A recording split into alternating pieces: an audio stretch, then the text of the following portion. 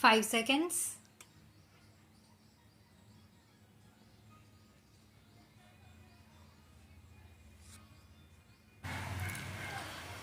Mr. Chairman, sir, I thank you for having permitted me to speak. The budget presented by our beloved Prime Minister of India is a mixed one which deserves both appreciation and criticism. Being the maiden budget presented by our Honorable Prime Minister, he can be excused this time with the hope that he will present a pleasant budget at least next time, provided he continues to hold the finance portfolio. It is worthwhile to take into account the comments made by various people belonging to various sections. The Chamber of Commerce people believe that instead of giving relief to corporate sector, government has taxed 30% minimum tax, which will hamper the growth of the corporate sector. This would offset the liberalization on depreciation allowance and would create a serious impact on the share market. The TV is no longer a luxury item and is a media for propagating government policies and programs, and it is a media to educate the illiterates who form a major part of the population of our country. Hence, the price rise is unjustified and unimaginable. The salaried people are the honest taxpayers in this country. They all expected a higher ceiling limit for tax eligibility, but no mention has been made.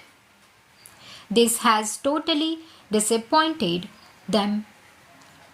Of every rupee that accrues to the central exchequer according to 1987-88 budget proposals, 4 pays only come through income tax.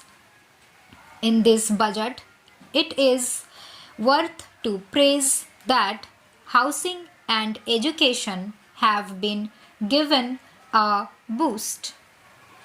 This will create a motivation among middle class and upper middle class to have their own shelter. It is a legitimate duty of the government to provide such shelter. In that case, our Prime Minister has made a sincere effort in this budget. I welcome this wholeheartedly in the name of preservation of forest wealth. 35% duty will be levied on plywoods made from prime timber and wood products. It is not logical, as on one side you want to encourage housing and on the other side wood and its products would become costlier by this levy. This will cause a further hike in the cost of building construction. I feel this is penny wise pound foolish. But our Honorable Prime Minister has made a humble plea that he invites suggestions from members and other conservationists. He should therefore revise his opinion on taxing wood products. More allocation to education is a welcoming measure which can turn our illiterate masses into literates and increase our literacy rate so that the people can judge things well and they cast their votes properly without being carried away by the sympathy waves. Excise duty on aerated soft drinks and soda being 20 paise and 15 paise per bottle is unwarranted. Soda is not used for mixing up with hot drinks alone by affluent sections, but also used by the poor and middle class people to quench their thirst. Even the politician, while speaking on the platforms, drinks soda, but he does not pay for that. The organizers of the meeting only pay. So, it has become an additional burden for the people of the lower rank of the party who form the rank and file of the organization. Hence, it is unjustified to increase the excise duty on soda and soft drinks.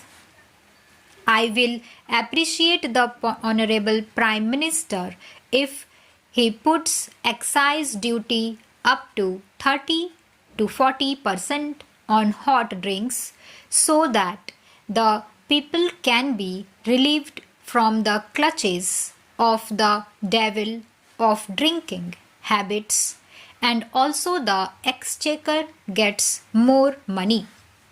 Though snuffing and chewing tobacco is really harmful to health, people in the rural areas forego their food while at work, and also when they are not able to take one square meal a day, indulge in chewing tobacco and snuffing. So, increasing excise duty on these substances is going to hit the common man and not the richer people.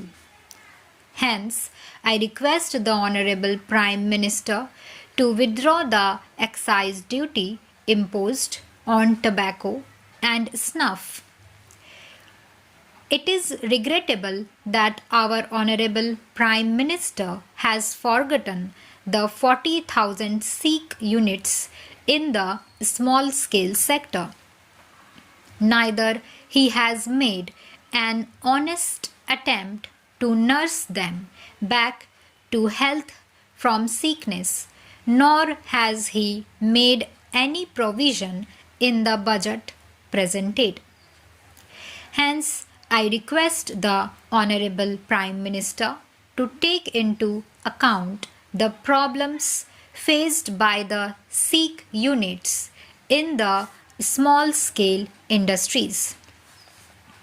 It is unfortunate that the Honorable Prime Minister has not encouraged the banking industry, which has a major role in the national development, like tax incentives to facilitate mobilization of the savings. While creation of a national housing development finance bank is appreciable, nationalized banks should be made to involve in these activities with a due caution, not to allow favoritism or ruling political parties interference.